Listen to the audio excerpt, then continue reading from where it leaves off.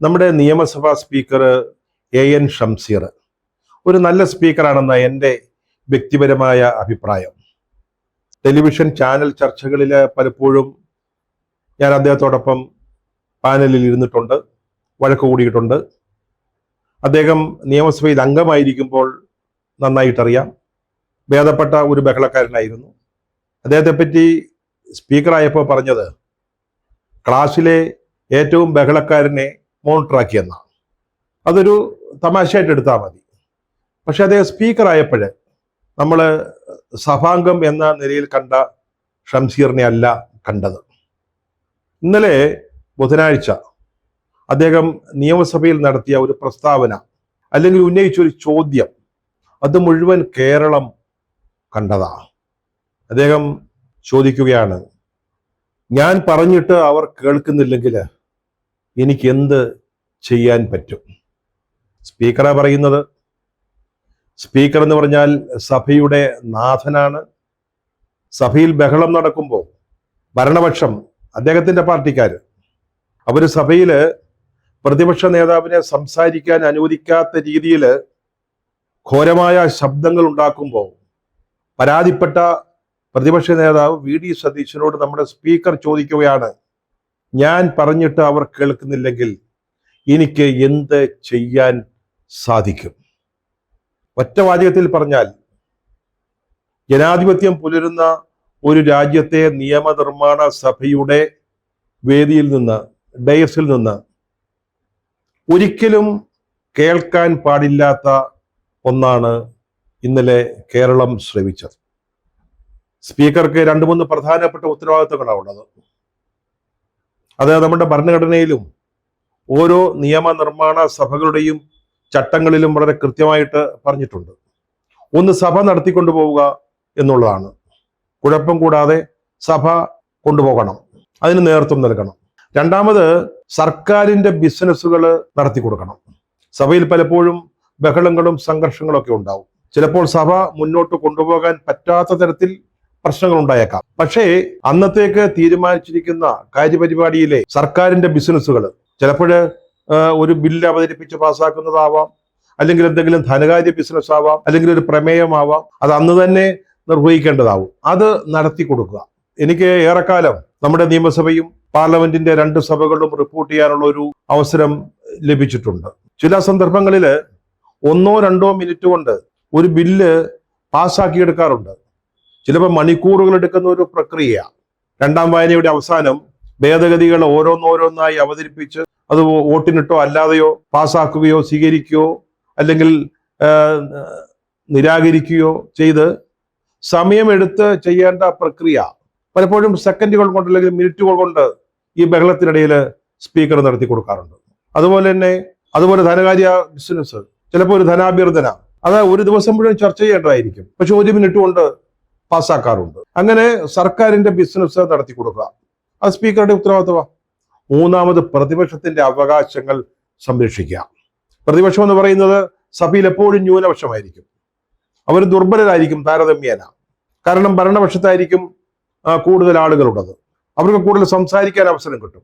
അവിടെ മുഖ്യമന്ത്രിയുണ്ട്, അല്ലെങ്കിൽ പ്രധാനമന്ത്രിയുണ്ട്. അദ്ദേഹം എഴുന്നേൽക്കുമ്പോഴൊക്കെ അദ്ദേഹത്തിന് മൈക്ക് കൊടുക്കേണ്ടി വരും. അപ്പോ പൊതുവെ ദുർബലരായ പ്രതിപക്ഷത്തിന്റെ അവകാശങ്ങൾ സംരക്ഷിക്കുക. അങ്ങനെ ഈ 3 പ്രധാനപ്പെട്ട ഉത്തരവാദിത്തങ്ങളാണ് സ്പീക്കറിൽ നിക്ഷിപ്തമായിരിക്കുന്നത്.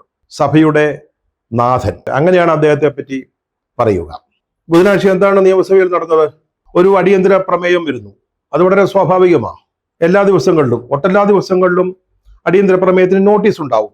ആ നോട്ടീസ് സ്വീകരിക്കണോ, അതനുസരിച്ച് ചർച്ച നടത്തണോ എന്ന് തീരുമാനിക്കുന്നത് സ്പീക്കറാണ്.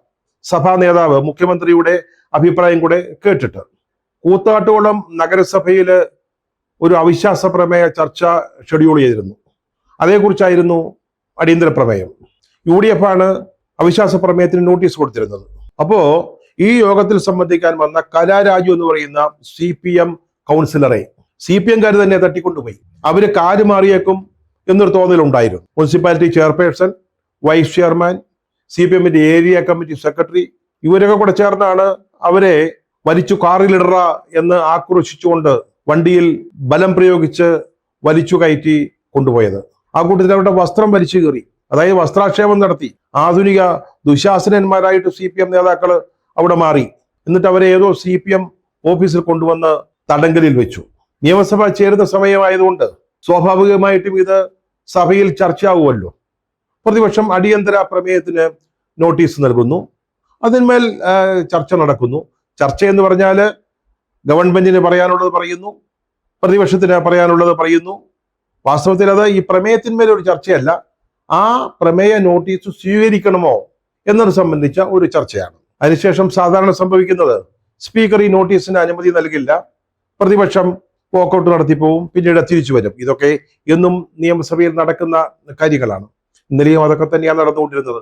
പക്ഷേ വാക്കൗട്ടിന് മുമ്പായിട്ട് പ്രതിപക്ഷ നേതാവ് VD സതീശൻ പ്രസംഗിക്കുമ്പോൾ CPM-കാർക്ക് ഒരേ നിർബന്ധം, അദ്ദേഹത്തെ പ്രസംഗിക്കാൻ അനുവദിക്കാൻ പാടില്ല. അദ്ദേഹം സംസാരിക്കുമ്പോൾ 4 തവണ അദ്ദേഹത്തിന് നിർത്തേണ്ടി വന്നു. കാരണം പ്രസംഗിക്കാൻ സാധിക്കുന്നില്ല. അതുപോലെ ശബ്ദായമാനമായ അന്തരീക്ഷം, ബഹളം ഭരണപക്ഷം ഉണ്ടാക്കുന്നതാണ്. കാരണം അവർക്ക് ഈ പ്രസംഗം കേട്ടിരിക്കാൻ ബുദ്ധിമുട്ടുള്ള കാര്യമാണ്. അവര് സ്ത്രീ സ്വാതന്ത്ര്യത്തെ പറ്റി, സ്ത്രീ സുരക്ഷയെ പറ്റിയൊക്കെ വലിയ ഉച്ചത്തിൽ സംസാരിക്കുന്ന പാർട്ടിയാ CPM. നമുക്കറിയാം, ഒരു സിനിമാ നടിയുടെ പരാതിയിൽ ഒരു വ്യവസായിയെ ദ്വയാർത്ഥ പ്രയോഗത്തിന്റെ പേരിൽ മിനിറ്റ് വെച്ച് പിടിച്ചകത്തിട്ട ഒരു ഗവൺമെന്റാ, അതിനെ നയിക്കുന്ന പാർട്ടിയാ CPM. അയാൾ റിമാൻഡ് കിടക്കേണ്ടി വന്നു. അപ്പൊ അത്തരത്തിൽ സ്ത്രീ സ്വാതന്ത്ര്യത്തിന് വേണ്ടി നിലകൊള്ളുന്ന ഒരു പാർട്ടി അവരുടെ തന്നെ പാർട്ടിയിൽപ്പെട്ട ഒരു സാധാരണക്കാരിയല്ല. ഒരു മുനിസിപ്പൽ കൗൺസിലറെ പരസ്യമായി വസ്ത്രാക്ഷേപം നടത്തി തട്ടിക്കൊണ്ടുപോയി എന്ന് പറയുമ്പോൾ അതിനെപ്പറ്റി പ്രതിപക്ഷം സംസാരിക്കുമ്പോൾ അത് കേട്ടിരിക്കുക കുറച്ച് വിഷമമാണ്. അതുകൊണ്ടാണ് 4 തവണ തടസ്സപ്പെടുത്തിയത്. ഇതിനിടെ പ്രതിപക്ഷം 3 തവണ സഭയുടെ നടുത്തളത്തിലിറങ്ങി പ്രതിഷേധ പ്രകടനം നടത്തി. എന്നിട്ടും അദ്ദേഹത്തെ പ്രസംഗിക്കാൻ അനുവദിച്ചില്ല. അപ്പോൾ സഹിക്കവയ്യാതെ നമ്മുടെ പ്രതിപക്ഷ നേതാവ് പറഞ്ഞുപോയി, എന്തൊരു തെമ്മാടിത്തരമാണ് ഈ ഭരണപക്ഷം കാണിക്കുന്നത്. അങ്ങനത്തെ വാക്കുകൾ ഉപയോഗിക്കാൻ പറ്റുമെന്ന് എനിക്കറിയില്ല. അൺപാർലമെന്ററി ആയാലും വാക്കുകൾ സഭയിൽ പറയരുതെന്ന. ഇത് പാർലമെന്ററി ആണോ അൺപാർലമെന്ററി ആണോ എന്ന് എനിക്ക് നല്ല നിശ്ചയമില്ല. എന്താണേലും സ്പീക്കർക്ക് അത് ഇഷ്ടപ്പെട്ടില്ല, ഈ തെമ്മാടിത്തരം എന്ന് പറഞ്ഞത്. അദ്ദേഹം VD സതീശനെ ശകാരിച്ചു. താങ്കൾ പ്രതിപക്ഷ നേതാവാണ്, താങ്കൾ കുറെ കൂടെ ഉത്തരവാദിത്തോടുകൂടി പെരുമാറണമെന്നൊക്കെ പറഞ്ഞു. സ്പീക്കർ പറയേണ്ട കാര്യമാണ്. അൺപാർലമെന്ററി ആയിട്ട് എന്തെങ്കിലും പറഞ്ഞ് അങ്ങനെയൊക്കെ പറയാം. പക്ഷേ സ്വന്തം പാർട്ടിയിൽപ്പെട്ട ഭരണപക്ഷത്തിന്റെ അവിടുത്തെ പ്രകടനം നമ്മുടെ സ്പീക്കർ ശ്രദ്ധിക്കുന്നേ ഇല്ല, കാണുന്നേ ഇല്ല. എന്നിട്ട് ഈ ബഹളത്തിനിടയിൽ സംസാരിച്ചു കൊള്ളാൻ സതീശനോട് നിർദ്ദേശിക്കുകയും ചെയ്തു.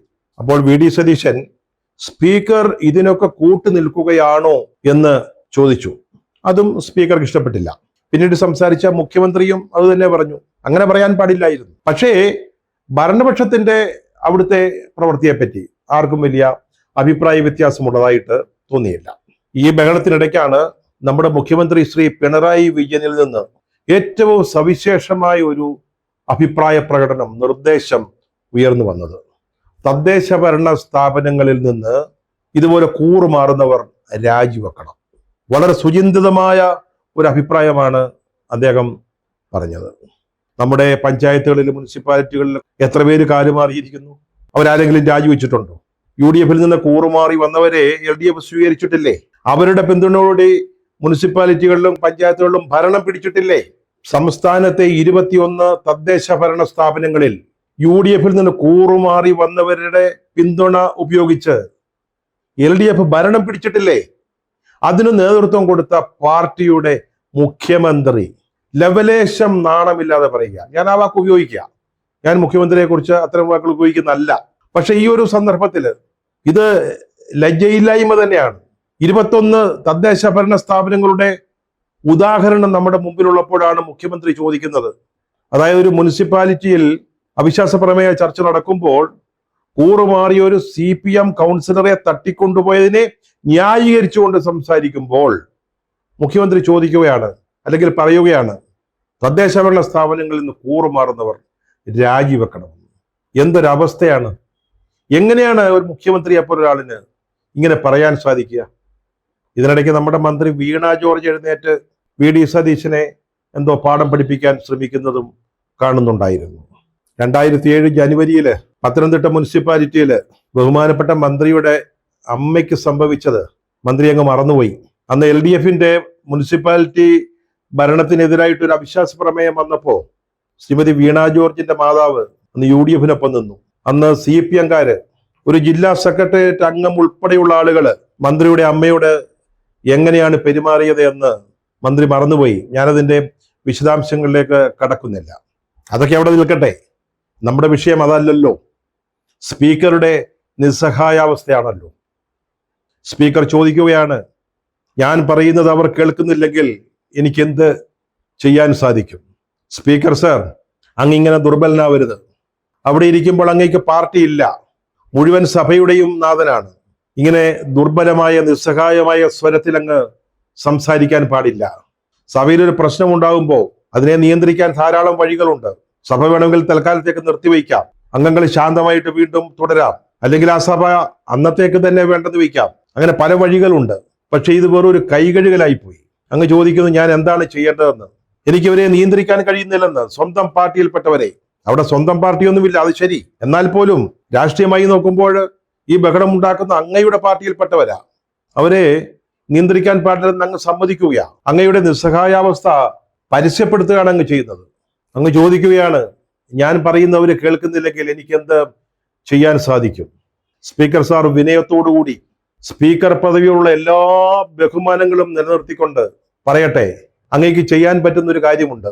അങ്ങ് പറയുന്നത് അംഗങ്ങൾ കേൾക്കുന്നില്ലെങ്കിൽ, അതും സ്വന്തം പാർട്ടിയിലുള്ളവര് കേൾക്കുന്നില്ലെങ്കിൽ, അങ്ങേക്ക് ചെയ്യാവുന്ന ഒരു കാര്യം, ഒരു കീറ് കടലാസ് എടുത്ത് ഒറ്റ വരിയിൽ രാജി എഴുതി കൊടുത്തിട്ട് വീട്ടിൽ പോയിരിക്കണം. സാർ, ഇതിന്റെ പേരിൽ എനിക്കെതിരെ അങ്ങ് അവകാശ ലംഘന നടപടികളൊന്നും എടുക്കില്ലെന്ന് ഞാൻ പ്രതീക്ഷിക്കുക. സ്പീക്കർ പദവിയെ അപമാനിച്ചെന്നോ മറ്റോ പറഞ്ഞ് വേണമെങ്കിൽ ആർക്കെങ്കിലും ഒരു പരാതി നൽകാവുന്നതേ ഉള്ളൂ. ഒരിക്കൽ അങ്ങനെ ഒരു കൂട്ടുപ്രതി ആയിട്ടുണ്ട്. കഴിഞ്ഞ നിയമസഭയിൽ സ്പീക്കറായിരുന്ന ശ്രീ ശ്രീരാമകൃഷ്ണൻ, അദ്ദേഹത്തെ ഒരു മലയാളം ചാനലിലെ അവതാരകൻ അദ്ദേഹത്തിനോട് നന്നായിട്ട് കൊടുത്തു, വിമർശിച്ചു. ഞാനന്ന് ആ പാനലിൽ ഉണ്ടായിരുന്നു. അത് വലിയ അവകാശ ലംഘന പ്രശ്നമായി. ആ കേസിൽ ഞാനൊരു കൂട്ടുപ്രതിയായിരുന്നു. പക്ഷെ പിന്നീട് എന്നെ ഒഴിവാക്കി. ഇവിടെ ഇനി അത് ഉണ്ടായാലും വേണ്ടില്ല.